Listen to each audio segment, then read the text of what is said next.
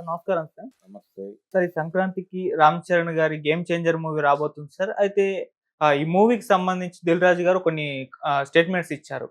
అన్ని పెద్ద సినిమాల లాగానే ఈ సినిమాకు కూడా బెనిఫిట్స్ షోస్ 2 తెలుగు రాష్ట్రాల్లో ఉండే విధంగా మేము ప్రయత్నాలు చేస్తున్నాం, ఉంటాయి అని కూడా ఆయన చెప్పడం చూస్తున్నాం.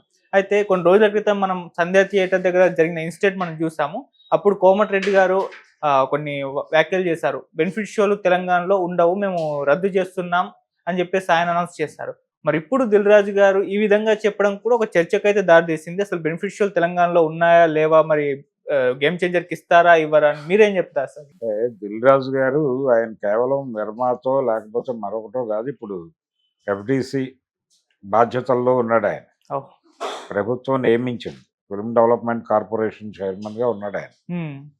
కాబట్టి ఒక రకంగా ప్రభుత్వంలో భాగం అయిపోయాడు ఇప్పుడాయన. హ్మ్. నిజానికి కోమటిరెడ్డి వెంకటరెడ్డి గారో మరొకరో వీళ్ళు మాట్లాడిన మాటలు ఆవేశంలో మాట్లాడిన మాటలు తప్ప ఓకే. అధికారిక సమాచారం కాదది. ఇన్సిడెంట్ చూడగానే ఇన్‌స్టంట్ రియాక్షన్. ఆ ఇన్‌స్టంట్ రియాక్షన్‌లో భాగంగా ఆయన ఇలాంటి గొడవలొద్దు మనకి. అంటే మనం బెనిఫిట్ షోలకి వాటికి అనుమతి ఇవ్వటం వలన ఇలా జరుగుతోంది అనే పద్ధతిలో నడిచిందది. నిజానికి బెనిఫిట్ షో అనే కాదు, ఏ షో అయినా బెనిఫిట్ షో కాదు. మార్నింగ్ షో వేశారు అధికారికంగా. హ్మ్. హీరో వెళ్ళాడు, బయట నిలబడి చేతులు ఊపాడు. ఇలాంటి ఇన్సిడెంట్ రిపీట్ అయితే సినిమాలు ఆపేస్తారా? ఆపేయలేరు కదా! అందుకని అధికారికం కాదది. అంటే ఏ సినిమాకైనా వెసులుబాటుని బట్టి వెళ్ళాలి. ఓకే. సో, బెనిఫిట్ షోలు రద్దు అనే కార్యక్రమం లేదిక్కడ.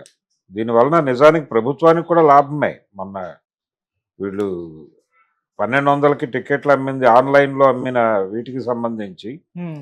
ట్యాక్సులు ప్రభుత్వానికి వెళ్ళుంటాయి కదా! అవును. వాళ్ళ వాటా వాళ్ళకి. సో, దీన్ని వదులుకోవడానికి ప్రభుత్వాలు సిద్ధపడవు. సంక్రాంతికి అదొకటే కాదు కదా! బాలకృష్ణ గారి సినిమా ఉంది, వెంకటేష్ సినిమా ఉంది. ఈ సినిమాలన్నిటికీ కూడా ప్రీమియర్స్ పడతాయి. ఏదో మేరకు టికెట్లు కొంచెం పెంచి అమ్ముకుంటారు. ఇలా అమ్ముకోకపోతే వాళ్ళకి బయ్యర్స్‌కి వర్కౌట్ అవ్వట్లా. హ్మ్. ప్రభుత్వం గనక ఇలాంటివి తీసేస్తే బయ్యర్స్ సఫర్ అవుతారు. ఓకే. అందుకని బయ్యర్స్‌ని ఇబ్బంది పెట్టే నిర్ణయాలేవి ప్రభుత్వాలు తీసుకోవు. హ్మ్. డెఫినెట్‌గా ఉంటాయి. ఆల్రెడీ 'గేమ్ చేంజర్'కి సంబంధించి అమెరికాలో మొదలైంది. ప్రీమియర్స్‌కి బుకింగ్స్ మొదలైనాయి. వాళ్ళు భారీగానే మార్కెటింగ్ చేస్తున్నారు. చాలా బిగ్ స్కేల్‌లో రీచ్ అయ్యాము అని కూడా చెప్తున్నారు వాళ్ళు. ఓకే. 'గేమ్ చేంజర్' సినిమాకు సంబంధించి. 'డాకు మహారాజు'కు సంబంధించి ఇంకా ఏమీ విడుదల కాలేదు కానీ 'గేమ్ చేంజర్'కి అయితే వాళ్ళు ఓవర్సీస్ బుకింగులు ప్రారంభించేశారు. హ్మ్. రెస్పాన్స్ కూడా బలంగా ఉందని చెప్తున్నారు. ఓకే. టైం లేదు, ఇంక దగ్గర పడుతోంది. దానికి సంబంధించి ఈ ప్రీ రిలీజ్ ఈవెంట్స్ అవి ఎలా ఆర్గనైజ్ చేయాలి, యుఎస్లో పెడుతున్నారు ఇప్పుడు హ్మ్. ఈవెంట్. హ్మ్. యుఎస్లో ఒక ఈవెంట్ జరగబోతోంది. దాని తర్వాత అక్కడి నుంచి వచ్చి ఇక్కడ పెడతారట మళ్ళీ. ఆల్రెడీ ఇంతకుముందు లక్నోలో జరిగింది. ఇప్పుడు ఇంకో చోట పెడతారు. ఆంధ్రాలోను తెలంగాణలోను కూడా పెట్టచ్చు. సినిమా ప్రీ రిలీజ్ ఈవెంట్స్ హడావిడి, హైప్ క్రియేట్ చేయటము, ఒక ఫీవర్ క్రియేట్ చేయటము, ఈ ఫీవర్లో భాగంగానే జనాల్ని ప్రవోక్ చేసి బుకింగుల వైపు నడిపించటము.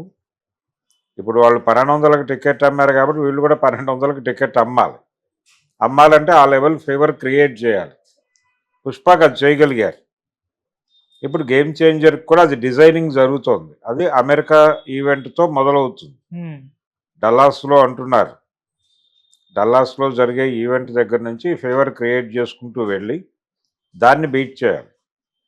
ఇప్పుడు ఆల్రెడీ వాళ్ళు 2000 crore క్లబ్లో మేము చేరిపోయామన్న పద్ధతిలో పోస్టర్లు వేస్తున్నారు. హ్మ్. ఇలా ఆల్రెడీ పుష్ప సినిమా ఎంత డివైడ్ టాక్ ఉన్నప్పటికీ, ఎవరు ఎలా మాట్లాడినప్పటికీ, ఎన్ని ఇబ్బందులు కలిగినప్పటికీ దానికి వసూళ్ల పరంగా అయితే స్ట్రాంగ్గానే నడిచింది. ఓకే. దానికి కారణం ఏమిటంటే సోలో డేట్లో సినిమా పట్టడం సమీప భవిష్యత్తులో, అంటే ఏ లాంగ్వేజ్లో కూడా దానికి పోటీ లేదు. హ్మ్. అందుకని నడిచిపోయింది. హిందీ బెల్ట్లో కూడా దీన్ని అడ్డుకునే సినిమాలు ఏమి రాలేదు. నిజానికి అట్లీ సినిమా కొంచెం ముందు పెట్టి ఉంటే కనుక కొంత ఆపగలిగి ఉండేది ఆ సినిమా. హ్మ్. అది లేదు, అది 25వ తారీఖు క్రిస్మస్కి పెట్టారు. అవును. కాబట్టి గేమ్ చేంజర్కి ఆ సోలో డేట్ కాదు, అది పోటీలో ఉన్నాడు ఆయన. 3 సినిమాలతో పోటీ, దాంతోపాటు హిందీ బెల్ట్లో 3-4 సినిమాలు రిలీజ్ అవుతున్నాయి అదే టైంలో. ప్రతి చోట పోటీని ఎదుర్కోవాల్సిన పరిస్థితి గేమ్ చేంజర్. ఈ పోటీలో వాళ్ళ టార్గెట్ వచ్చి పుష్ప. ఓకే. పుష్ప 2ని ఏదో మేరకు రీచ్ అవటమో బ్రేక్ చేయటమో ఏదో చేయాలి. హ్మ్. అది ఊరికనే జరగదు, అది క్రియేట్ చేయాలి, ఆ లెవెల్లో రేట్లకు అమ్మాలి. ఇప్పుడు పుష్ప 2కి వచ్చిన డబ్బులన్నీ కూడా ఆ రేట్లకి టికెట్లు అమ్మటం, ఓవర్ షోస్ వేయటం, రాత్రి 9:30 నుంచి షోస్ వేసిన ఫలితం కదా. నైట్ ఆల్రెడీ 3 షోస్ పడిపోయినాయి. వాళ్ళు ఉదయం మార్నింగ్ 6 షో కూడా వాళ్ళు ప్రీమియర్ కింద కన్సిడర్ చేశారు. 9 నుంచి మామూలు షోస్ పడ్డాయి. అవును. అంటే దాదాపుగా 3 నుంచి 4 ఆటలు వాళ్ళు అదనంగా ఆడారు ఈ 1200 దీనిలో. అందుకని ఆ రెవెన్యూ వర్కౌట్ అయింది. అది మాత్రమే కాదు, టికెట్ల రేట్లు భారీగా పెంచారు.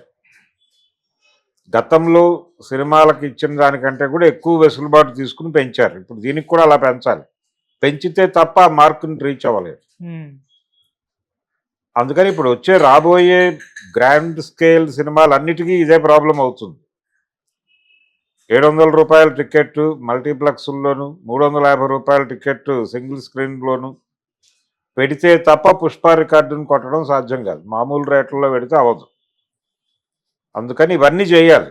ఈ డ్రామాలన్నీ గేమ్ చేంజర్కి కూడా జరిగితే తప్ప వాళ్ళ కోరిక తీరదు. కాంపిటీషన్ దీనికి ఉంది కదా సార్ గేమ్ చేంజర్ కు. డాకు మహారాజు, అవును, సంక్రాంతి కాంపిటీషన్ ఉంది. కాంపిటీషన్ దీనిలో పాల్గొంటూనే, ఈ పోటీలో పాల్గొంటూనే ఈ రేట్లని వర్కౌట్ చేసుకుంటూ హ్మ్. ఆడియన్స్ని థియేటర్లకు రప్పించి అప్పుడు మాత్రమే వాళ్ళు రికార్డు కొట్టగలుగుతారు. లేదంటే గేమ్ చేంజర్ అవదు. అది హ్మ్. గేమ్ చేంజ్ చేయాలి కదా గేమ్ చేంజర్. అవును. సో గేమ్ చేంజర్ అనేది టైటిల్ సార్థకత రావాలంటే వాళ్ళు 200 ఈ ప్రస్తుతం వీళ్ళు చెప్తున్నటువంటి 2000 కోట్ల వసూళ్లను మించి సాధించాలి. హ్మ్. సాధించాలంటే ఇవన్నీ చేయాలి, ఈ మ్యాజిక్లన్నీ చేయాలి. పుష్ప 2 టీం ఎంత కష్టపడిందో సినిమాని హైప్ క్రియేట్ చేయడానికి కావచ్చు.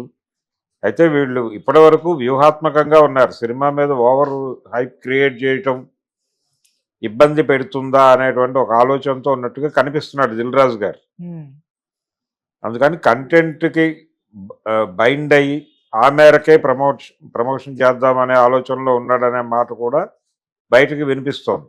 ఓకే. అంటే దేవర స్ట్రాటజీ హ్మ్. అనుసరిస్తున్నాడు అనే మాట కూడా వినిపిస్తోంది. కానీ ఇప్పుడు కుదిరే పరిస్థితి కాదు.